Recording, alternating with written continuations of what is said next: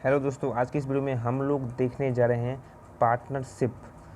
ठीक है, class 12 accounts का। तो चलते हैं फटाफट शुरुआत करते हैं। सबसे पहले देखते हैं कि पार्टनरशिप मतलब साझेदारी किसको कहते हैं। ठीक है, साझेदारी दो या दो से अधिक व्यक्तियों के बीच का संबंध है जो सभी द्वारा किए गए व्यवसाय के मुनाफे को साझा करने के लिए सहमत हुए हैं या उनमें से कोई एक सभी के लिए कार्य करता है।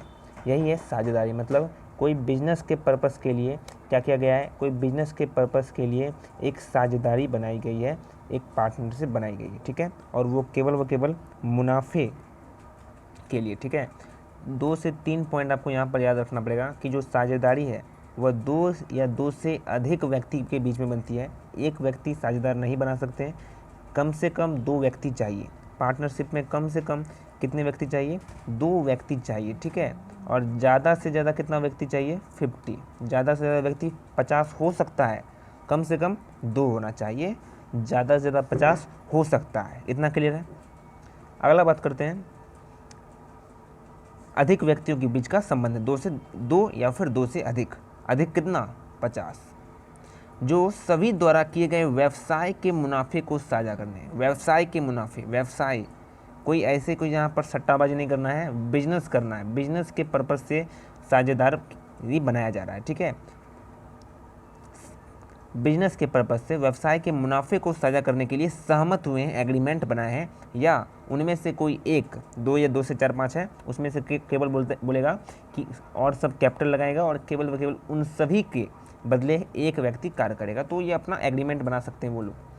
पूरा मिलाकर ये इतना से यहाँ तक आपका साझेदार किसको कहते हैं पूरा डिफिनेशन है। ठीक है, आगे बढ़ते हैं, देखते हैं साझेदारी की क्या विशेषता है।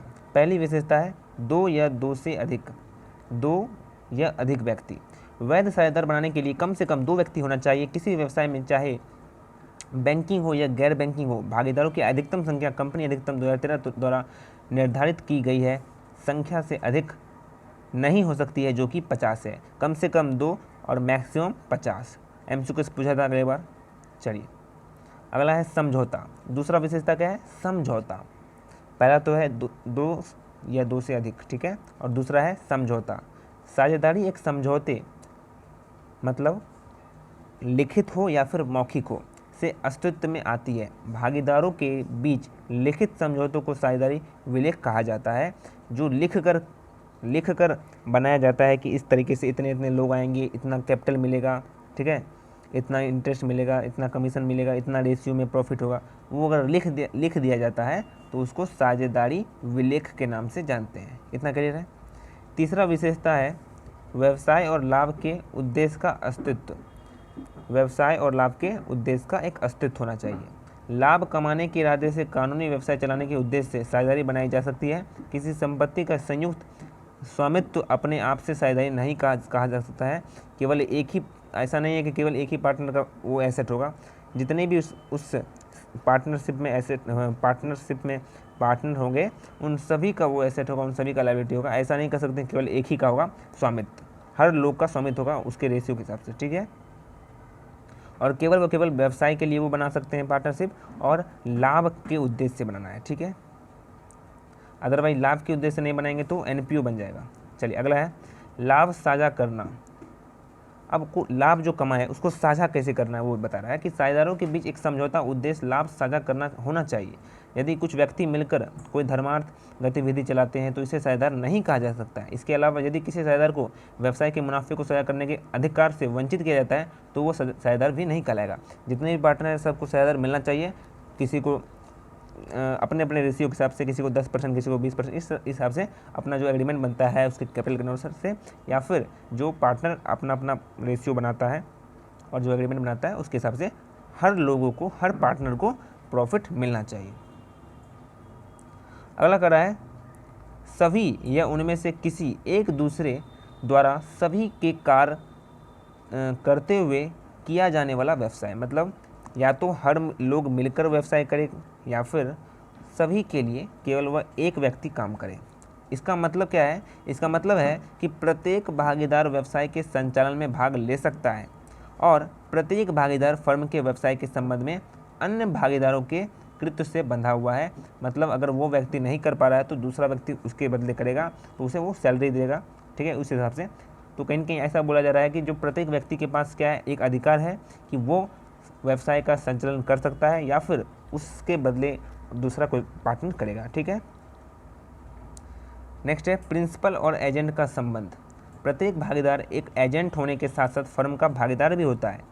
ऐसा नहीं होगा कि केवल प्रिंसिपल होगा, वो एजेंट प्रिंसिपल दोनों हैं।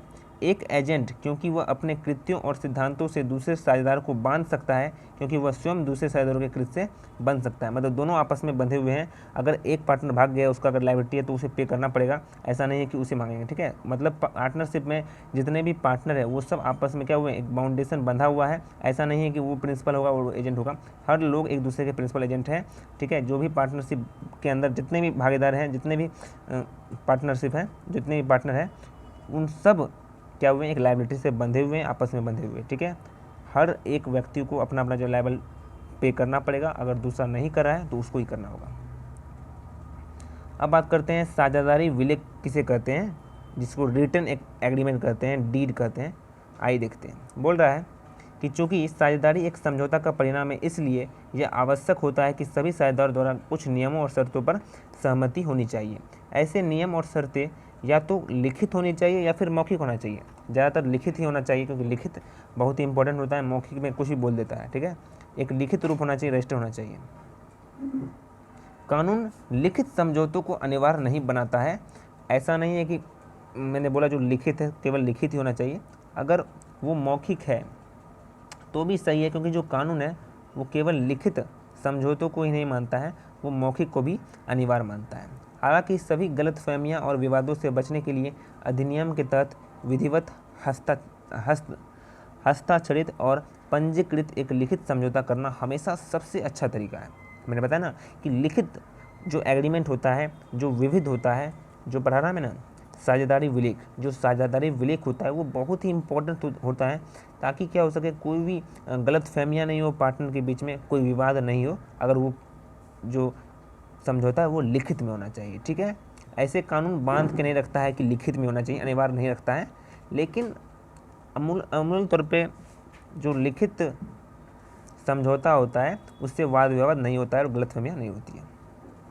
अब बात करते हैं साझेदारी विलेख। साझेदारों के बीच एक लिखित समझौता है जिसमें समझौता की शर्तें शामिल होती है, इसे साझेदारी के लेख भी कहा जाता है। साझेदारी विलेख में निम्नलिखित बातें कुछ बातें शामिल होती है, जैसे आप देख लीजिए। पहला बात है कि फर्म के साथ साथ साझेदार का नाम और पता होता है, उसमें साझेदारों के नाम और पते होते हैं। व्यवसाय की प्रकृति और स्थान कहाँ है वो होता है। अवधि ड्यूरेशन, कब से कब तक चलेगा ये पार्टनरशिप फर्म, यदि साझेदार की कोई हो तो, ठीक है। प्रत्येक भागीदार द्वारा पूंजीगत योगदान कितना कितना उन्हें पूंजी दिया है, पूंजी पर ब्याज कितना मिलेगा, चित्र और चित्र पर रुचि, लाभ साझकरण अनुपात, कितना अनुपात में उसे लाभ मिलेगा, ऋण पर ब्याज, अगर वो पार्टनर लोन लेता है तो कितना ब्याज मिलेगा, या कोई लोन देता है तो कितना ब्याज मिलेगा, पार्टनर का वेतन, कमीशन, ये सब कुछ लिखा हुआ होता है, कितना कितना मिलेगा, कब कब मिलेगा।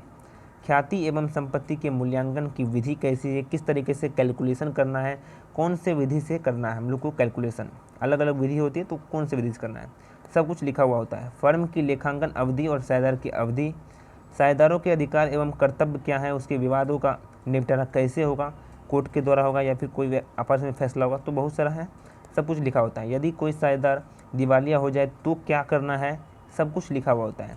बैंक खाता खोलना, जबकि यह फर्म या भागीदारों के नाम पर होगा या बैंक पार्टनरशिप फर्म के नाम पर होगा, सब कुछ यहाँ पर इस तरीके से लिखा होता है, देख लीजिए।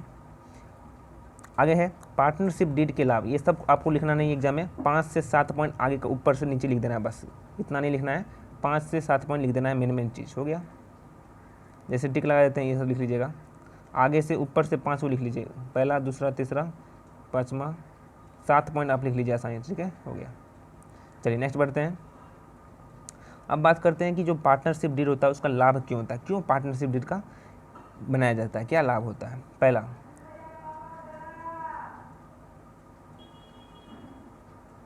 पहला, यह प्रत्येक भागीदार के अधिकारों, कर्तव्यों और देनदार का नियंत्रित करता है।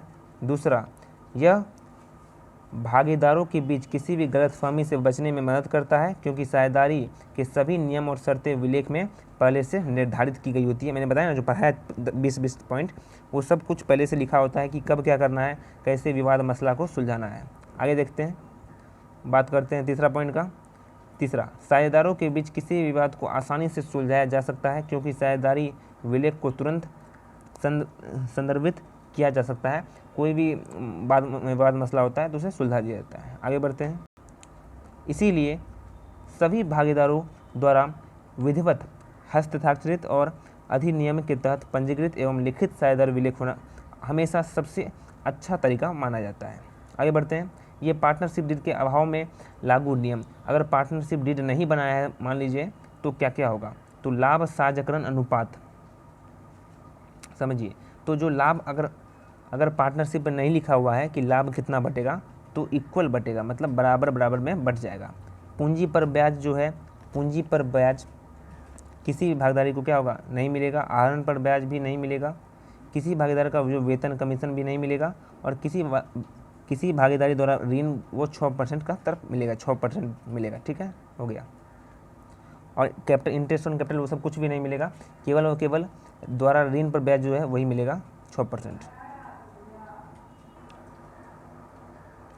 अब बात करते हैं साझेदार के पूंजी खाते के बारे में। साझेदार के पूंजी खाते, यह एक ऐसा खाता होता है जो व्यवसाय में साझेदार के हित का प्रतिनिधित्व करता है। साझेदार व्यवसाय के मामले में प्रत्येक भागीदारों के लिए एक अलग पूंजी खाता रखा जाता है। साझेदारों के पूंजी खाते निम्नलिखित दो तरीके से होते हैं। दो प्रकार के साझेदार के पूंजी होते हैं। पहला होता है अस्थायी पूंजी खाता और दूसरा होता है उतार चढ़ाव वाले पूंजी खाता, जिसे हम लोग करंट अकाउंट करते हैं और कैपिटल अकाउंट करते हैं। ठीक है, partners capital account, partners current account. Partners capital account में केवल पार्टनर्स के कैपिटल को ही लिखा जाता है, और पार्टनर्स करंट अकाउंट में पार्टनर्स के interest on capital, interest on drawing, salary, commission, जो भी उनका प्रॉफिट होता है वो सब लिखा जाता है। अस्थायी पूंजी खाते में कोई भी बदलाव नहीं होता है, जबकि उतार चढ़ाव पूंजी खाते में, करंट अकाउंट में हमेशा बदलाव होता रहता है। अस्थायी पूंजी खाते साल में एक बार ही बदलता है, लेकिन उतार चढ़ाव पूंजी बार बार बदलता रहता है। ठीक है, जब इंटरेस्ट ऑन कैपिटल आता है तो ही अस्थायी पूंजी बदलता है। ठीक है, अब बात करते हैं अस्थायी पूंजी खाते किसको कहते हैं, देख लीजिए। अक्सर एग्जाम में पूछता है अस्थायी पूंजी खाते किसे कहते हैं। इस पद्धति के तहत साझेदार द्वारा निवेश की गई मूल पूंजी स्थिर रहती है जब तक कि किसी समझौते द्वारा अतिरिक्त पूंजी पेश नहीं की जाती है। आहरण पूंजी पर ब्याज, आहरण पर ब्याज, साझेदार का वेतन, लाभ, हानि, हिस्सों से संबंधित सभी प्रविष्टियां अलग अलग खाते में की जाती है, जिसे चालू खाता हम लोग कहते हैं। इस प्रकार पूंजी निश्चित होने पर निम्नलिखित दो खाते बनाए रखे जाते हैं। इसमें पूंजी खाता बनाया जाता है। पूंजी खाता क्या होता है, देखिए। पूंजी खाता, यह खाता हमेशा एक क्रेडिट बैलेंस दिखाएगा। पूंजी खाते का शेष निश्चित रहता है, यह हर साल नहीं बदलता है, इसलिए इसे निश्चित पूंजी पद्धति कहा जाता है, और केवल निम्नलिखित दो लेन देन निश्चित पूंजी खातों में दर्ज किए जाते हैं। देखिए, दो प्रकार का अकाउंट होता है, एक होता है फ्लैक्चुएटिंग कैपिटल अकाउंट, ठीक है, और एक होता है capital account. Fluctuating capital account को हम लोग हिंदी में क्या कहते हैं, उतार चढ़ाव वाले पूंजी खाते। उतार चढ़ाव वाले पूंजी खाते भी दो प्रकार के होते हैं, एक होता है अस्थायी पूंजी खाता और दूसरा होता है चालू खाता। समझ गए, समझिए बात को फिर से। पूंजी दो प्रकार का होता है, पहला होता है अस्थायी पूंजी खाता, दूसरा होता है उतार चढ़ाव पूंजी खाता। उतार चढ़ाव पूंजी खाता में भी दो आ जाता है, एक होता है इसमें अस्थायी पूंजी खाता, एक होता है चालू खाता।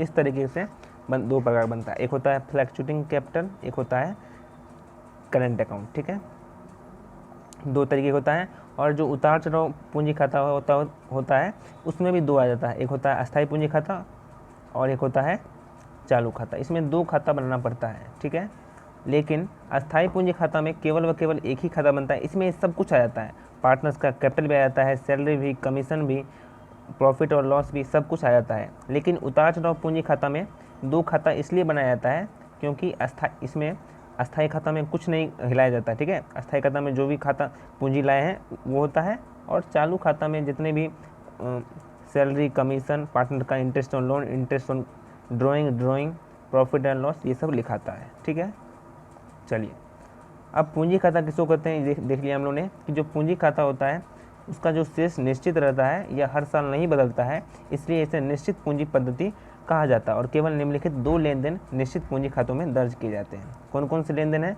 पहला, अस्थाई, अतिरिक्त पूंजी जो लाया है 2 लाख रुपये, जितना लाया है कैपिटल वो लिखाएगा। दूसरा, केवल पूंजी से निकाली गई अस्थाई पूंजी या आहरण, उस पूंजी में से कुछ पैसा निकाला जाता है तो ही वो लिखाता है घटाकर। बात खत्म। साझेदार के पूंजी खाते कुछ इस तरीके से बनते हैं, देख सकते हैं आप लोग यहाँ पर।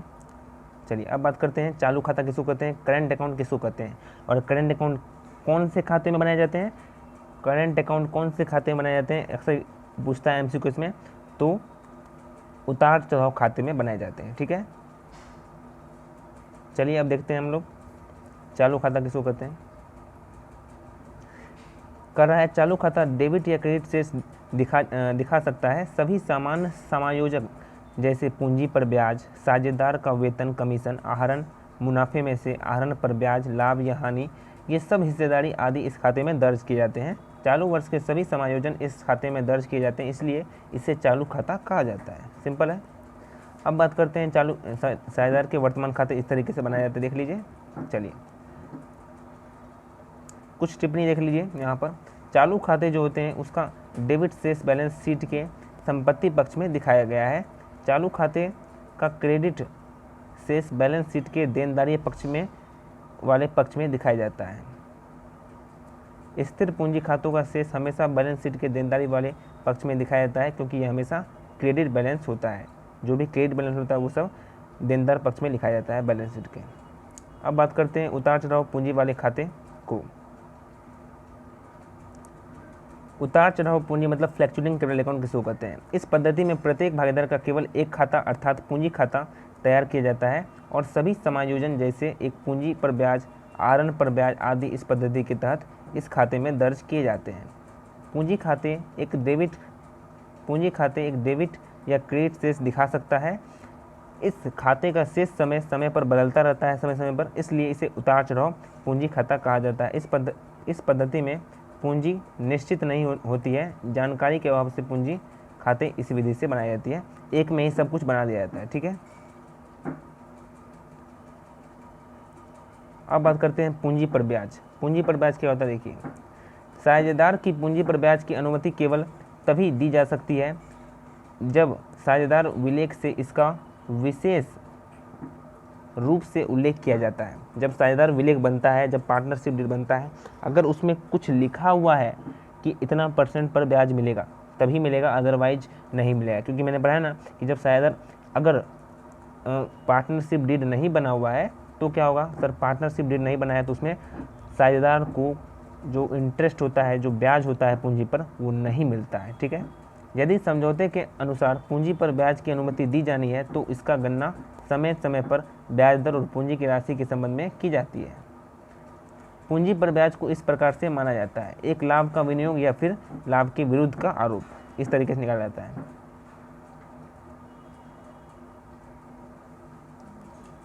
अब बात करते हैं आगे। अब बात करते हैं कि जो आहरण का ब्याज होता है वो कैसे निकालते हैं, इंटरेस्ट कैसे निकालते हैं ड्राइंग का। समझिए, फर्म द्वारा आहरण पर ब्याज तभी लिया जाता है जब पार्टनरशिप डीड में इसका स्पष्ट उल्लेख है। अगर नहीं पार्टनरशिप डीड में लिखा हुआ होगा तो नहीं मिलेगा। इसकी गणना उस समय अवधि के संदर्भ में की जाती है जिसके लिए पैसा निकाला गया था। ऐसे 2 मामले हैं जिनमें आहरण पर ब्याज की गणना उत्पन्न हो सकती है। पहला देखिए यहाँ पर केस, जब आहरण पर ब्याज दर % में दी गई हो तब क्या होगा, आहरण पर ब्याज की गणना अवधि की परवाह किए बिना इस एक समान दर पर की जाती है। जैसे अगर % दिया रहेगा तो उस हिसाब से निकाल लिया जाता है कितना ब्याज लेना है। और आहरण पर क्या होता है, जो फर्म को ब्याज मिलता है, ठीक है, मतलब पार्टनर को क्या होता है, ब्याज देना पड़ता है। दूसरा, जब आहरण पर ब्याज दर प्रति वर्ष में दी गई हो तब, जब ड्राइंग की तारीख नहीं दी गई, मान लीजिए जब ड्राइंग की तारीख नहीं दिया हुआ है तो क्या करेंगे, टोटल ड्राइंग जितना साल भर में जितना किया है रेट दे देंगे 6% 7%, और उसके बाद हम लोग गुना करेंगे 6/12 से। कितना गुना करेंगे, 6/12 से। ठीक है, चलिए आगे बढ़ते हैं। यहाँ पर ध्यान देने वाली बात क्या है कि ब्याज की जो गणना है वो 6 महीने की अवधि से हम लोग निकालेंगे, 1 साल की अवधि से नहीं निकालना है। हम मानते हैं कि वर्ष के दौरान आहरण समान रूप से किया गया है, इसलिए हम औसत 6 महीने का कार्यकाल ले लेते हैं। ऐसा मान के चलते हैं कि जो वर्ष में हर महीना निकाला गया है, इसीलिए हम लोग निकालते हैं 6 महीना। जब ड्राइंग की तारीख दी गई हो तो क्या करना है, तब तो बहुत आसान हो जाता है। टोटल ड्राइंग कितना किया है, रेट ऑफ इंटरेस्ट लिखिए और जितना टाइम लेफ्ट बचा हुआ है ड्राइंग का मंथ में उसको डिवाइड कर दीजिए 12 से, निकल जाएगा सही से। अगला केस है, जब अलग अलग तिथियां पर अलग अलग राशि निकाली जाती है, अलग अलग तिथि पर अलग अलग राशि निकाली जाती है तो क्या होता है, आहरण पर ब्याज की राशि की गणना करने के लिए हमारे पास निम्नलिखित 2 विधियां होती है। पहला साधारण ब्याज विधि और दूसरा उत्पाद विधि। एक होता है एवरेज, सिंपल एवरेज मेथड होता है और एक होता है प्रोडक्शन मेथड। इस साधारण ब्याज विधि में हम लोग क्या करते हैं, आहरण पर ब्याज की गणना व्यक्तिगत रूप से प्रत्येक आहरण राशि के लिए उस अवधि के आधार पर की जाती है जिसके लिए वह लेखांकन अवधि के बंद तक निकाली गई थी। लेकिन जब उत्पादन विधि में क्या करना पड़ता है, इस पद्धति में आहरण की मात्रा को उस अवधि से गुणा किया जाता है जिसके लिए वह अवधि के दौरान निकाली गई थी। उसके बाद उत्पादों को जोड़ा जाता है और 1 महीने के लिए प्राप्त कुल उत्पादों पर ब्याज की गणना की जाती है। इस प्रणाली का जो लाभ होता है, इसमें हर अलग अलग गणना की आवश्यकता नहीं होती है। इस प्रकार से दोस्तों निकाला जाता है। जैसे मई में 1 तारीख को आहरण 12,000 हुआ है, जुलाई में 31 को 6,000 हुआ है।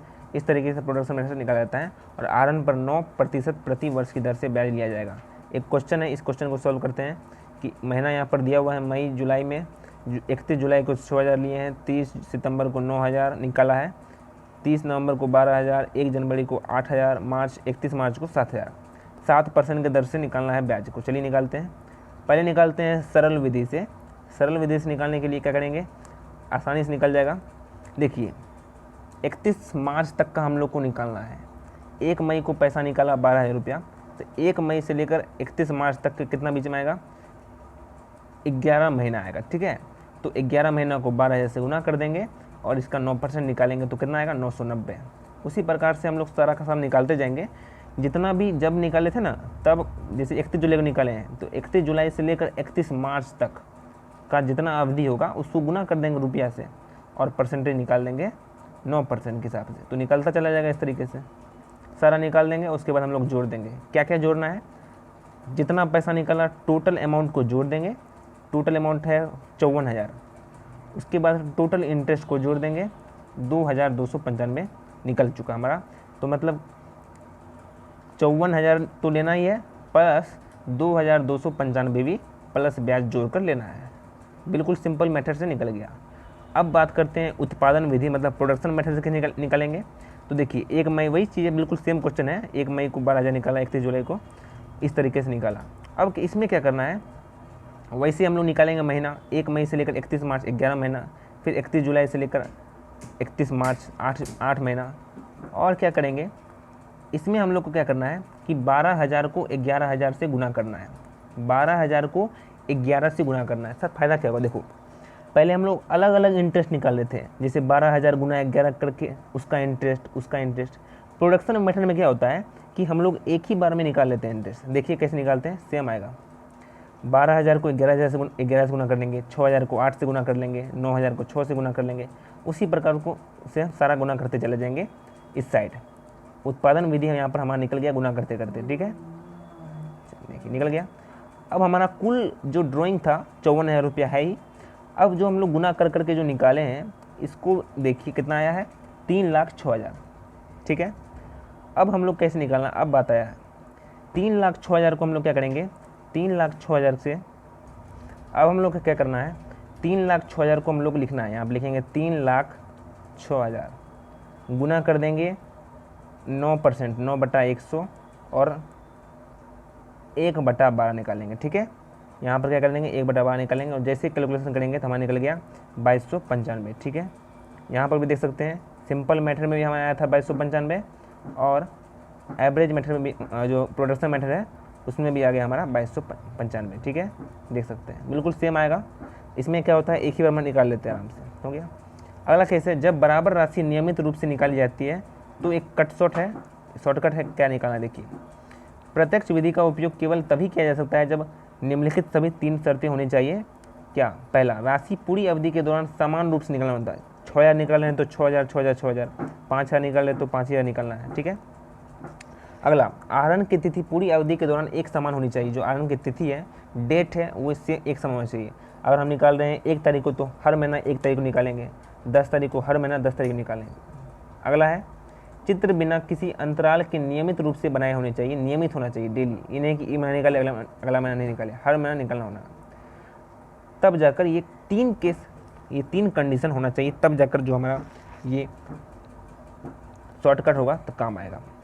टोटल ड्राइंग वो गुना कर देंगे रेट बटा 100 से और टाइम बटा 12 से। टी का मतलब क्या होता है कि समय, महीना जिसके लिए ब्याज लिया जाना है। ठीक है, ये निकालना बहुत ही आसान है। कैसे निकालना देखिए। इसको निकालने के लिए देखिए बहुत ही सिंपल ट्रिक है। हम लोग को याद नहीं रखना पड़ेगा कि 6.5 महीना का लगेगा या 5.5 बटा 2 करे, यहाँ पर क्या लिखना है इसको देखना है। समझिए, अगर मान लीजिए जो ड्राइंग हो रहा है वो महीने के प्रथम दिन में हो रहा है, फर्स्ट दिन में हो रहा है, तो क्या होगा देखिए। Time left after first drawing, देखिए मान लीजिए 1 जनवरी से लेकर 31 दिसंबर तक कार्यकाल चलता है। 1 जनवरी को हमने निकाला पैसा, ठीक है। अब बताइए कितना समय बचा हुआ है, तो सर 12 महीना जोड़ दीजिए, प्लस लास्ट में जब निकालेंगे, कब निकालेंगे सर 1 दिसंबर निकालेंगे, तो उसके बाद कितना बचेगा सर 1 महीना जोड़ देंगे, कितना आया 13 महीना। उसको हम लोग 2 से डिवाइड कर देंगे, है ना, 2 से डिवाइड कर देंगे, कितना आया 6.5। तो टाइम यहाँ क्या होगा 6.5। समझ रहे हैं। शुरुआत का कितना निकाले और उसको लास्ट तक ले जाइए, कितना बचा। जैसे शुरुआत में निकाले 1 जनवरी को, लास्ट तक कितना बचा 12 महीना बचा है। लास्ट में कब निकालेंगे 1 दिसंबर को, कितना बचा 1 महीना बचा है सर, 31 दिसंबर आने में एक महीना बचा है। उस दोनों को जोड़ लेंगे और डिवाइड कर देंगे 2 से, कितना आया 6.5। तो 6.5 से डिवाइड कर देंगे, 6.5 बटा 12 हो गया।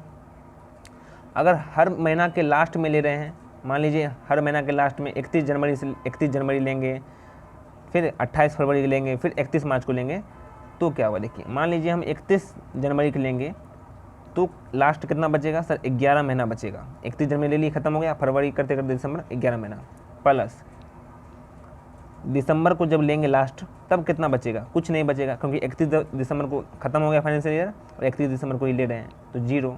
11 प्लस 0 कितना आएगा 11, डिवाइड कर देंगे 2 से, कितना आएगा 5.5। यहाँ पर 5.5 से डिवाइड करेंगे। इस तरीके से निकाल सकते हैं जब भी आपको निकालना है।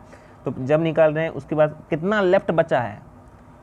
दूसरा, time left after last drawing, last drawing के बाद कितना समय बचा है, फर्स्ट ड्राइंग के बाद कितना समय बचा है, प्लस लास्ट ड्राइंग के बाद कितना समय बचा है, उस दोनों को जोड़ दीजिए और 2 से डिवाइड कर दीजिए, निकल गया हमारा आराम से रेट। इसमें याद करने की रखने की ज़रूरत कोई नहीं है। तो यहाँ था हमारा। इसमें महत्वपूर्ण बातें हैं, आप देख लीजिएगा। पार्टनरशिप किसे कहते हैं, साथ साथ पार्टनरशिप डीड देख लीजिएगा। पार्टनरशिप डीड में क्या क्या लिखा था वो देख लीजिएगा। फ्लैक्चुएटिंग कैपिटल और फिक्स कैपिटल ध्यान से देख लीजिएगा, अक्सर एग्जाम में डिफरेंस पूछता है, वो आप लिख सकते हैं। आज के लिए इतना मिलता है, इसके नेक्स्ट वीडियो में।